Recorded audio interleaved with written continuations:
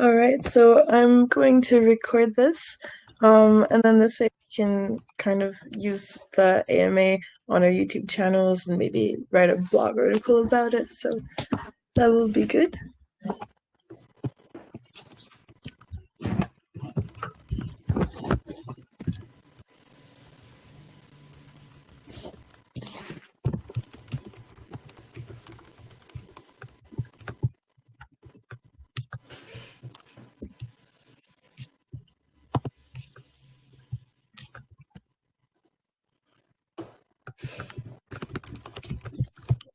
Hello, everyone. I hope everyone's doing good.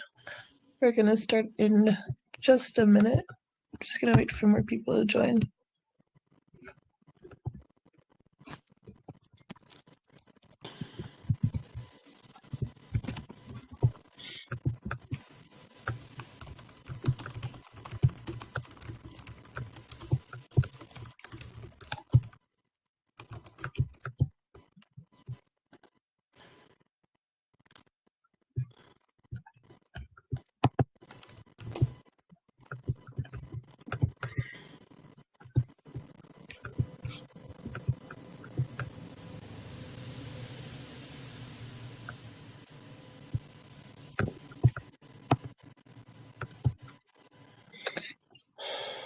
Okay, so I think we're going to start pretty soon here. It's going to be recorded, so people will have access to it after the fact, so that's going to be good.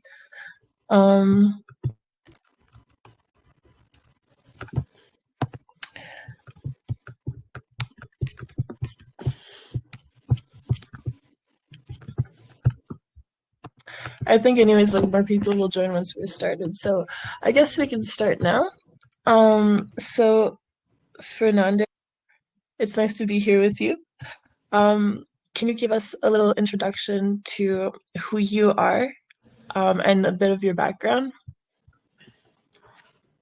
Right. So first of all, thank you very much, Michaela, for the invitation. I'm very excited to be here and to do this project, and most importantly, to collaborate with you guys. I come from the startup scene after studying here in Switzerland. I basically, got engaged into fintech, into startups, and at some point I came across Bitcoin. And ever since then, I've been quite fascinated with, the technology, the innovation, and the values behind it. So in 2018, I was basically, exploring ideas to go deeper into the scene. And at an online course, you probably heard about it. There was a blockchain course at Oxford. They share a case study about how blockchain technology could somehow be used on the real world. And there was an example of a Picasso. So they share with us the story how this Picasso was bought for, let's say, an X amount, and within a few years, the value of the Picasso, because it's so rare, so scarce, in a way, increase in price, not only to cover inflation, but also there were simply an increased demand for that particular piece of fine art. And so many folks, many wealthy folks have been purchasing collectibles, fine art, cars, and so on in a way to enjoy them for passion, but also for investment purposes. And so this is how the idea kind of started with my co-founder. She was trading some of these collectibles, and basically the hypothesis was, what if we could use this technology and fractionalize real world assets, make it somehow accessible for the rest of us, and make of it kind of an asset class by itself within tech, within crypto. So Curio DAO was basically the result. We've been pioneering real world assets on chain, tokenization of real world assets out of Switzerland. And today we're one of the leaders in the space. We have over 100 assets, few asset classes open already live.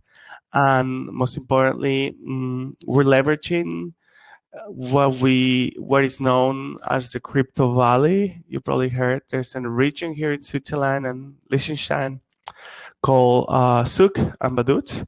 So together with that region comes along about 900 companies, several service providers, and also a kind of one of the latest regulatory frameworks that enable us to effectively combine real world assets with blockchain. So yeah, very excited about this area and very impressed about the potential that can have across a wide number of real assets out there, not only cars, but maybe, watches, wine, going forward, even houses and so forth. Yeah, wow. There's definitely a lot of potential and a lot that we can do with tokenized real world assets. That's definitely very cool. Thanks for sharing that background. So I think everyone is really excited about the upcoming listing on IXSwap, which is the Ferrari. So let's talk a little bit about the Ferrari. Tell us about the history of the Ferrari, the price history, and how it was decided to tokenize it. Yeah, so the story about the Ferrari is a quite iconic one. You know, the Ferrari in general is a very, renowned brand. You have fantastic cars, merchandise, and some of these cars are classic, and some of them are also somewhat limited. So the thing is that you can go today and get a Ferrari, but there's a few Ferraris out there that you need to kind of like get into the waiting list, get invited. Why? Because they are limited edition. And so we were very fortunate back in 2019 to come across one Ferrari that was limited edition. And so it refers to the F12 Tdf. It has a very unique provenance. There's already a classic. It's certainly inspired from the classic version, and basically there were only 799 assets, 799 cars built ever. And so these cars were distributed to very unique white list of folks, collectors, basically collectors that have been with the company, that have basically purchased several of these assets. And so what this means also is that there were millions of fans out there and hundreds of thousands of folks who wanted to actually purchase this car.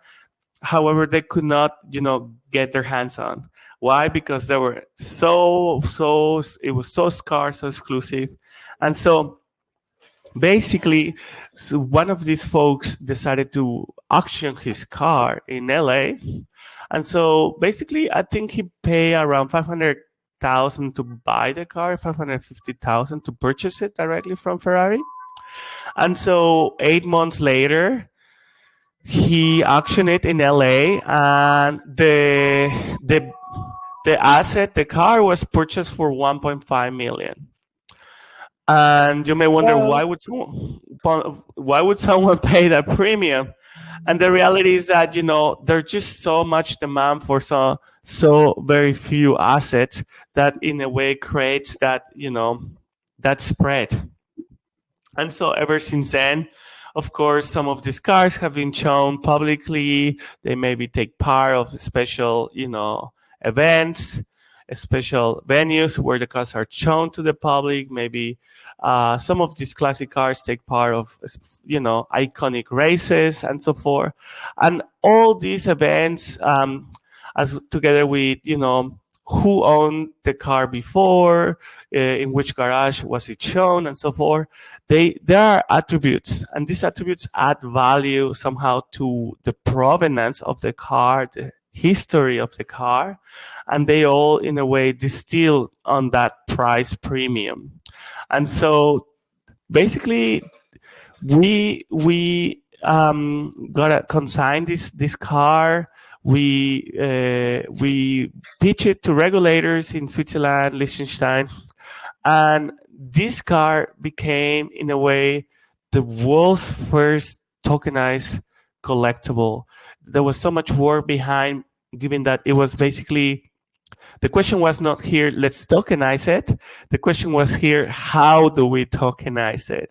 So you can imagine, back and forth discussions on, what structure to use, how to make it accessible to the greater majority of folks, how to remain compliant, and how to have, kind of like that quality vouch from, the various stakeholders, the bonded warehouse where it's stored, the regulators who review the documentation, and the overall customer experience.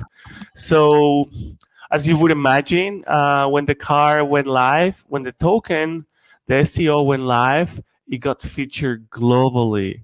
I'm talking here about, Forbes, Bloomberg, NASDAQ, and so forth. So you're talking about, a startup out of, a leading pioneer venture, technology venture out of Switzerland, opening a collectible, a brand new asset class, collectible assets, respectively rare cars, to the public. So the news went live and it got kind of viral, and basically we raised funds from early birds, pioneers, supporters who essentially bought the token, a token that is linked to the value of the price of the car. And so basically they became the first, the first investors in a tokenized car. And so today we have now, going forward, long story short, we have now additional innovations that we have implemented since then. And so we're very excited to launch the RAP City One token on Ixfob, which enables basically the users of Ixfob to purchase it, to trade it, to go into DeFi, and really it really opens a full spectrum of DeFi on real-world assets. So we're very proud of that. We're very humbled by the demand, and we're very excited to collaborate with a brand new, community. Wow, yes, that's a beautiful history. It felt like you were really telling a story there. I can hear the passion in your voice when you talk about it. Thank you for sharing that. What's interesting that you did just mention is the fact that there was only a limited amount of cars that were ever created, and that scarcity aspect is what kind of drives the value up. Everyone wants access to it, but the access is very limited. So, in fact, I'm going to ask you a question that's a little contradictory, and the question is this: there's an argument that can be made that by tokenizing these real-world collectibles, the value of it may be perceived as decreasing because now it's accessible to more people versus just a select few, which is what kind of initially gave it value. So, what are your thoughts on that? Right. So, I mean, the reality is that, when you look at rare assets, respectively collectibles such as fine art and rare cars, what you have seen historically is that some of these assets have, performed in a way that they could be considered an investment. And you have like paintings, you have, rare cars being auctioned and breaking somewhat records and so forth. So just to give a background for those who are not familiar, I mean, there's some paintings out there that cost maybe, $100 million easy, even $400 million. There was a Da Vinci purchase in the Middle East. And now in the car space, you have, cars that cost $10 million, $50 million, even more. And so what's happening here is that basically in the old world, people started realizing, hey, I might as well just buy a car instead of, investing on a bond. Why? Because, this might be kind of a safe haven, right? Now, the reality is that the very few could buy it. And so indeed, it became kind of like, a very rich club, basically, of wealthy folks who, to access this asset class, the reality was that you needed to buy not only one car, but maybe 10 cars or 10 paintings, and therefore diversify. Now, what is happening now? So the rules of the game are somewhat changing, and there's of course, opportunities and threats, and there's weaknesses and so forth. But also, really, there's what we're certain is that there is a structural change. Why? Because certainly an asset can be purchased, before it could only be purchased, let's say, by a single person, right? So this person was, in a way very wealthy, but he could also, in a way, pay whatever he wanted, or in a way set his price. Why? Because, he knew he was the only person he could buy it, basically. Now the rules of the games are changing. So it turns out Curio turned a rare car into 1,100,000 tokens. They are represent the $1,100,000 worth of the car. And so basically, these tokens can be effectively purchased by a few folks. And the minimums required to purchase the token have changed. You don't need $1 million to buy the car. You can buy it, starting with little.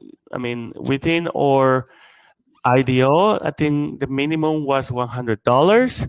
But the reality is that once now these tokens are distributed across, various exchanges and so forth, basically you can buy it from any amount. There is no minimum. And that is the game changer. It's a structural change. So certainly no one can, describe the future. And I am no different than anyone else. And so there's arguments for why the tokenized car may increase in price versus why, respectively, the tokens versus why the exclusivity may fade away. Now, I think we have to remember why is it that we're doing what we're doing. And when you look at, the increasing financial gap between the folks, you realize that there needs to be sort of solutions that enable to the rest of us to, in a way, access these, opportunities. And so by having more people buying an asset, you certainly open it to all these millions of enthusiasts out there who went to all these car exhibitions, who went to the Geneva car salon, but who could not afford it. And so, our investment hypothesis is somewhat geared along the lines that by having, a greater audience, you certainly, on the one hand, democratize access to unique historical, real objects. You bring them closer to the public, and you create, in a way, a market price. And so certainly time will tell how this market price would develop and how the audience, respectively the investors on the purchases on those tokens would, in a way, perceive the value versus the price. But what I'm very excited is really, what's coming next. So turning a car into a token, it's the first step. All this usability that is opening afterwards would genuinely add value and certainly would benefit at least the holders of these tokens. So yeah, that would be my Wow, reply to it. that was a very deep answer. That was very insightful. And I think you answered that in a very in a way where you can understand that this is just access to assets that are usually not accessible by the public. And the way that you described it also kind of makes me think of, real estate investment trusts, right? In this sense, like you don't necessarily need to buy a house to have access to real estate. You can just buy the trust. So I kind of see the tokenized Ferrari in that sense, where it's just kind of like a trust that gives you exposure to the asset, which is a really interesting way to look at it. And like you said, yes, time will definitely tell um, how the price reacts and how the market reacts, but definitely very interesting. Okay, so can you tell us about the process? Like, how does it work? If someone wants to tokenize a Ferrari, how do they go about tokenizing it with you? Right, right, and I think this underpins the major innovation that we're dealing with, and it really sets the stones for basically the tokenization of the world. So what we put together here was a cohesive roadmap, a cohesive journey for the customer to address tokenization from various angles, and therefore to, in a way, leverage what is this new powerful technology. So, as you may imagine, in the first instance, we put together a marketplace called Rollup. You can go visit it. It's rollup.store. And within this marketplace, basically, you can mint a physical NFT. So what you're doing is you're consigning all the information about your asset, let's say, for an example, a Picasso or a Ferrari, and you're providing all this information to the platform. Now there is a selection criteria that enable us to scout the right assets based on the demand, based on internal priorities, based on the kind of a governance procedure. And so basically, provided that the asset meets these, let's say, quality requirements, the asset basically, the NFT gets minted. Now, when you mint the NFT, you get the option to keep your asset with yourself or to send it to one of our partners. Now, if you send it to one of our partners, basically, the partners receive the asset in what is called a bonded warehouse. This is not a typical logistic warehouse where Amazon or all this e-commerce stuff is stored. This is a state-of-art warehouse. You can think of it as a free port, basically, where these assets are somewhat,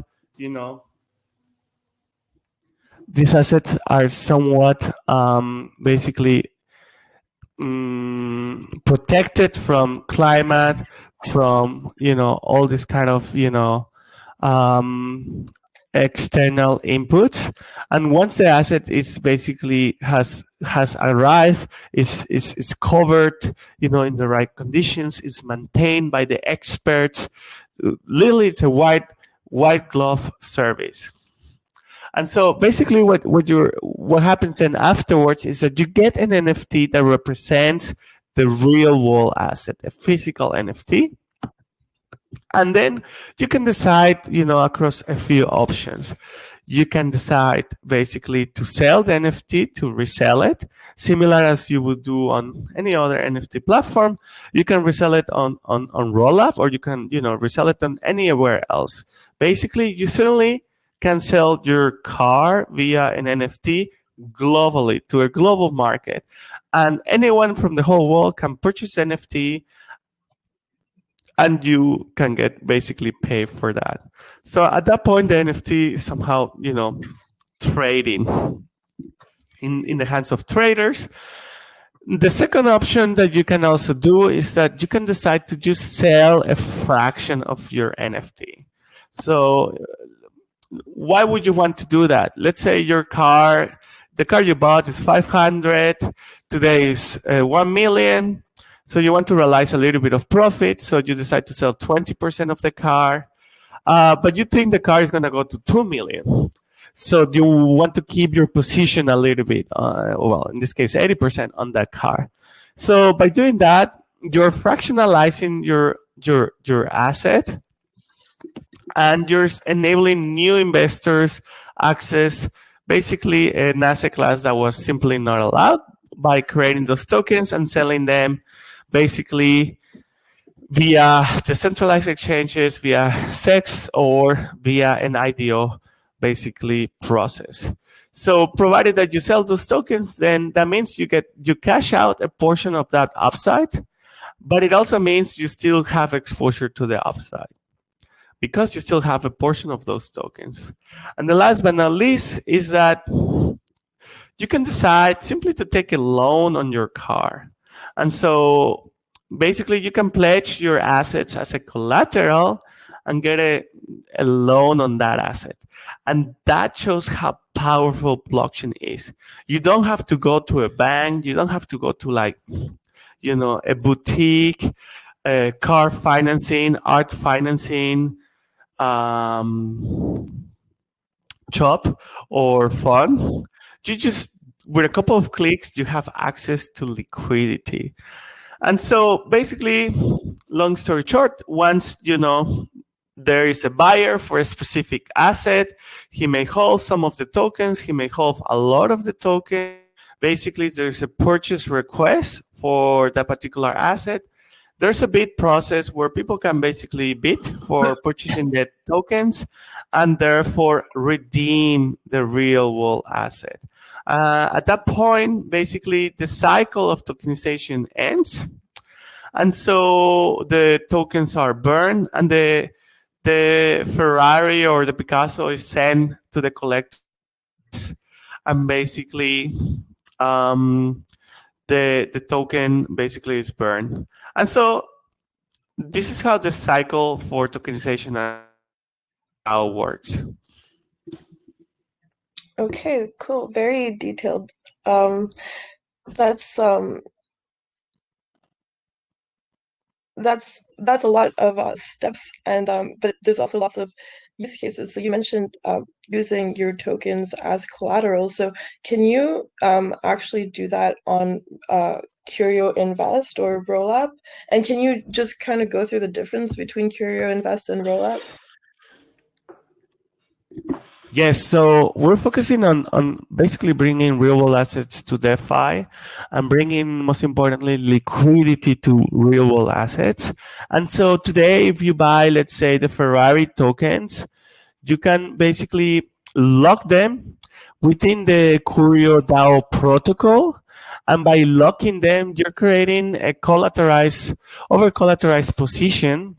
And so let's say, to walk you into an example, let's say you lock $1,000 of your car tokens. You can get up to 60% of that worth of a loan. And so there's a lot of there's basically a sophisticated mechanism that looks at the token, looks at the car, and looks at the market price, and via an oracle from Chainlink, basically provides you the real-time valuation for the car, or respectively the token, and gives you an offer to basically pledge your tokens as a collateral, basically. And so once you lock your tokens as a collateral, you can basically, get a loan on that. And basically, instead of having to sell your tokens, you can actually, just get that loan. And once you get the loan, you can, go back into DeFi, trade it for anything else, and when you're ready, pay the loan back.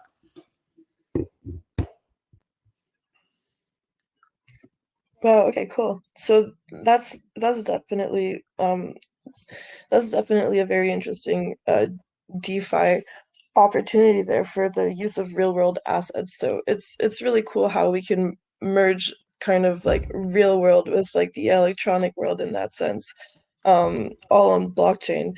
So this happens on Curio Invest. So you mentioned you have Rollup and Curio Invest. So like, what's the difference between the two? Right. So when you look at our roadmap, you see that we have basically we have today a marketplace rollup that seeks to tokenize, the great majority of real world assets, making it very easy for people to effectively use, a very intuitive UX platforms so that they can mint these real world assets and so forth. Now, of course, some of these real world assets are, are luxury, but not all luxury assets are collectibles. So for those assets that are both, let's say, high end and very unique, very rare, very collectibles, then they are somewhat, let's say, selected, screened into the Curio Invest platform. And this is where the Ferrari today has been basically shown. And the idea here is to have kind of like a kind of a playful, language on rollup, whereas to have a kind of institutional, serious approach on Curio Invest. So in the future, not only retail people can, engage with, crypto and so forth, but also, banks, asset managers, family offices, and, all kind of funds can actually jump into this industry. And so while the rollup application targets, let's say, the great majority of crypto enthusiasts, the Curio Invest in the long term intends to target basically, the financial world, the traditional financial world that wants to go into into tokenized assets. Okay, very cool. Thanks for clarifying that. There's definitely two different markets for sure. So okay, cool. So we are all excited about the Ferrari. Can you tell us if there are any more real world assets that are going to be tokenized that you're excited about? I mean, we've been blessed with, collectors wanting to turn their real assets as tokens, wanting to, sell a fraction of them or even pledge them as a collateral for instant cash. And so we're now going through the prioritization of these assets. And basically what I can tell you is that there's certainly more rare cars coming up. I'm talking about, cars that that the world has not yet seen for a while, and that have unique provenance. We also have a partner bringing up rare wines, and so we're talking here about wines that bottles that have changed hands of very iconic folks, and that by their provenance, by the way where they come from, that are recognized as very iconic. And and basically, when you look at the roadmap, we're looking to increase from 5 asset classes and start adding also real estate and other asset classes. So we have a new partner that is bringing about 700 villas. So basically, second homes. Wow. where you can actually claim that you become at some point in the future not only a user of a villa in Saint-Tropez, but actually a co-owner. So that could be very exciting. Wow, that is very exciting. That's super awesome. It's crazy how many things you can do with blockchain and tokenization and all the opportunities that are out there. That's very cool. Okay, cool. So can you talk a little bit about how you discovered Ixfob and how you decided to list on Ixfob? Yes. So, I mean, I think one of your team members reached out to us after we were, exploring, basically distributing our token across various venues. I think one of the missions of, of tokenization is not only the technology phase. Okay, it's great to have a token represented by that represents a car or a watch or a gaming collectible, but it's also the access to it. And so ever since, we launched the project, we seek, collaborations with, SEX, with DEXs, and effectively with partners that could help us distribute here. And one of the perks that caught my attention from Ixfob was this focus on SEOs. So then, this discussion, developed organically. The idea resonated like, hey guys, what about, listing tokens on Ixfob? What about enhancing, the distribution of the tokens across a, novel new, markets, demographics. And for our team, that was basically a no-brainer. I think, the industry needs to collaborate, needs to support each other. We're basically pioneering a blue ocean market. And so by seeing these kind of collaborations, it kind of like reminds me, or it kind of like confirms the spirit of blockchain. We're here to collaborate, to open a new marketplace, and to really, improve financial inclusion. And so you have this kind of collaborations in which we list cross exchanges, and there's support by bringing liquidity, which is all very welcome. I'm very excited. Awesome. Yeah, we're definitely very excited to be partnered with you. I think this is going to be a good partnership for everyone. So, this is like, you're one of the first listings on our platform. So, we're very happy to have you here talking about the tokenization of real world assets. Okay, I have a question for you. So right now we're talking about tokenizing these collectibles, these real world assets. What do you think is going to be the difference between tokenized stocks like on the market and tokenized like real world assets, like physical This is a good assets? question. This is a question that it's a question that we've been stumbling upon ever since we launched the project. I mean, what to tokenize? At the end of the day, I mean, the reality is that everything will be somehow represented or transacted on the blockchain. That's somewhat, in a way, a fact. And when you look at the statistics, there's research by McKinsey and World Economic Forum that suggests the market that is today less than 1 trillion, within 5 years alone, it will reach 24 trillion.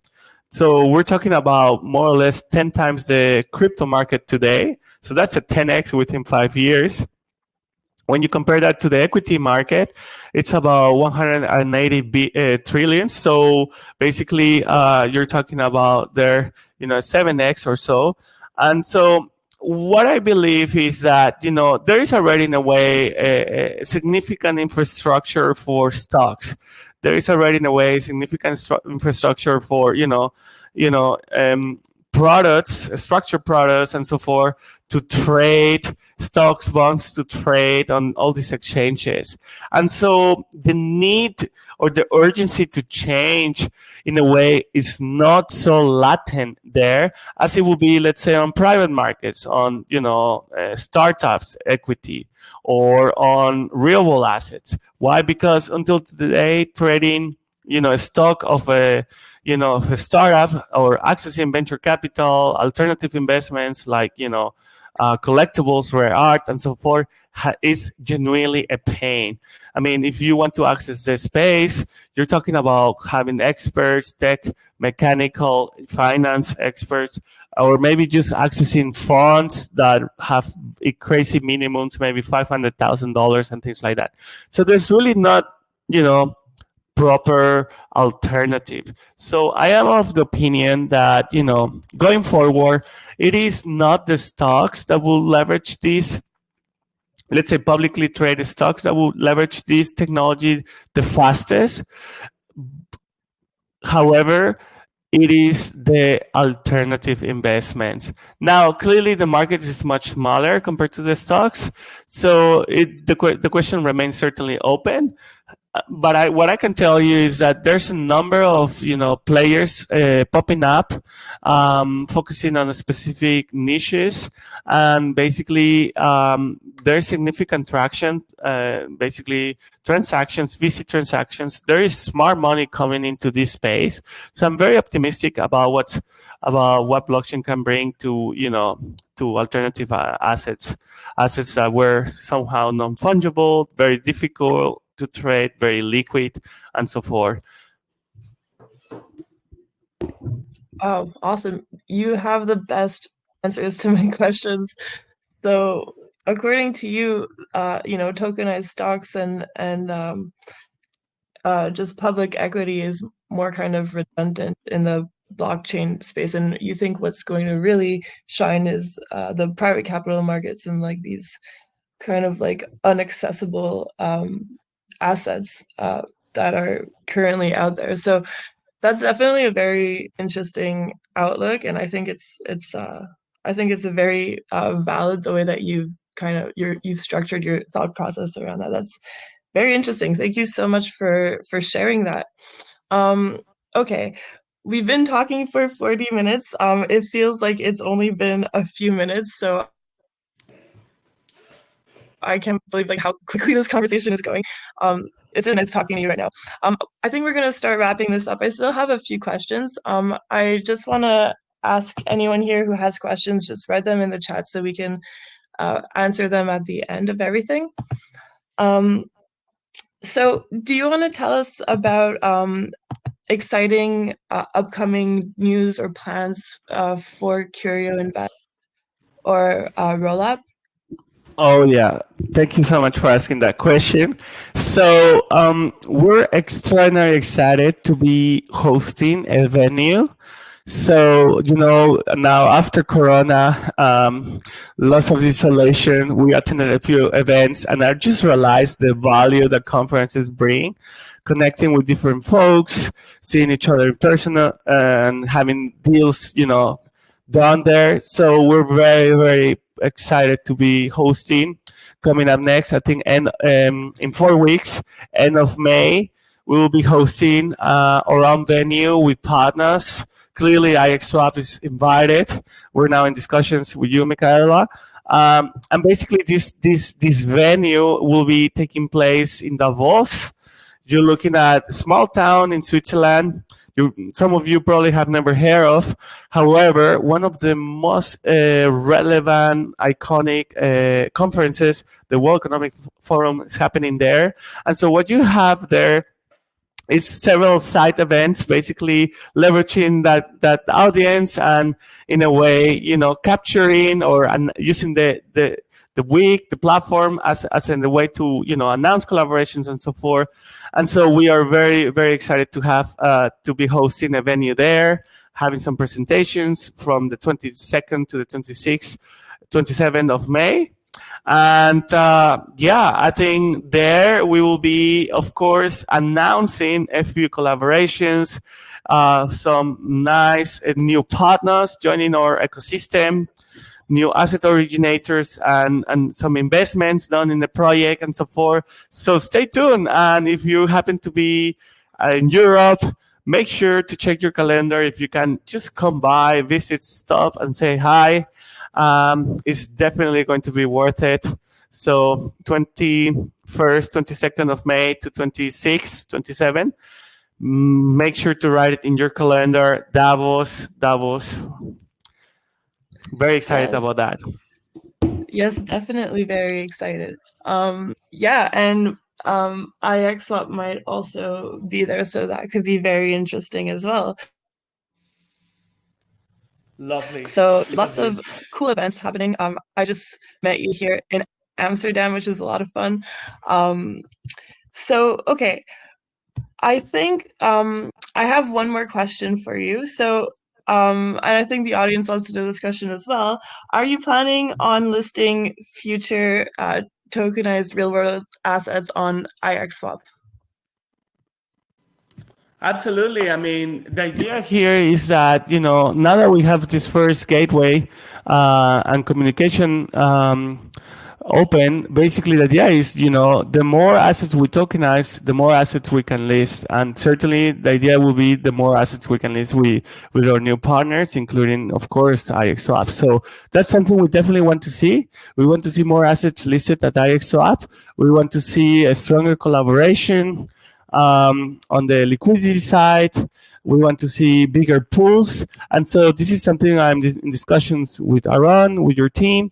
And I can only see an increasing collaboration and improving, ecosystem, basically. Oh, yay! That's very exciting to hear, and I'm very happy to hear that. I think everyone is super excited to hear that as well. I think both projects are growing really fast, and we both have a lot of value that we can add to this space. And yeah, I think focusing on these collaborations and developing them is going to be very important and definitely very fun and exciting. So I'm for sure looking forward to that. So I'm gonna maybe ask the audience one more time if they have any questions. So far, I don't think I see any questions in the chat. Maybe we just did a really good job covering anything that anyone wanted to know. So yeah, I think if there's no questions, then we can end the AMA here. And I want to thank you so much for your time. Thank you for coming on with us and having this conversation. It was very insightful, very fun, and I definitely look forward to speaking more with you in the future and working on future collaboration. Thank you, Michaela. It was great meeting you in Amsterdam. Great meeting, learning more about your team, and I'm looking forward to hosting you or welcoming you in Davos. So yeah, thank you everyone for listening. Happy to remain in touch. Feel welcome to join our Telegram channel to clarify any questions you may have about more assets. Feel welcome to reach out to any of our team members. Looking forward. Have a beautiful day. And thank you, wonderful Yes, people. Fernando, of course. And one more thing, please, before you go, if you can just drop the Telegram link in the chat down below so that our community can join your Telegram channel as well. We'll do so. We'll do so right ahead. Okay, sounds great. All right, Fernando, have a great day. Community, thanks for tuning in, and we will speak to you on Thursday for our next AMA. Bye. Ciao, ciao.